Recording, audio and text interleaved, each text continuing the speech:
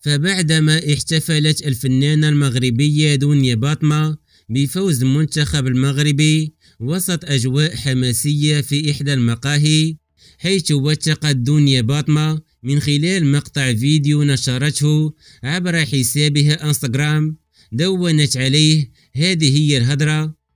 كما ظهرت دنيا باطمة واقفة في الخارج يلتف حولها المشجعون تهفت وتزغرد وتغني ممسكة بعالم المغرب مثيرة حماس الجميع. وفي المقابل احتفلت الفنانة سعيدة شرف بفوز المنتخب المغربي ضد نظيره البرتغالي، وقد شاركت فرحة الفوز مع جماهير مغربية التي حضرت لدولة قطر من أجل تشجيع المنتخب المغربي الذي أصبح أول فريق عربي وإفريقي يبلغ المربع الذهبي لكأس العالم.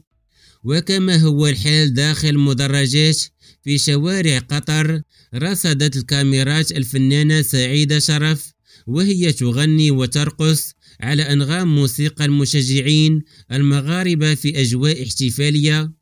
الشيء الذي جعل رواد السوشيال ميديا يقارنون بين دنيا باطمة التي تحتفل في المغرب وسط الجمهور المغربي في شوارع المغرب، بينما سعيدة شرف قررت أن تسافر بعد انتشار فيديو احتفال دنيا باطمة وكأنها تقطر لها الشمع وهي ترتدي الملحف الصحراوي، خاصة وأن سبب خلافهما راجع لهذا الأمر. بينما ذهب آخرون إلى القول بأن سعيدة شرف كغيرها من الفنانين والمشاهير ذهبت لقطر لتشجيع المنتخب والتعريف بالتراث الصحراوي هناك، خاصة وأنها تجوب شوارع قطر وهي ترتدي الملحف الصحراوي، ولا علاقة لذلك بتقطير الشمع على دنيا باطمة الممنوعة من السفر.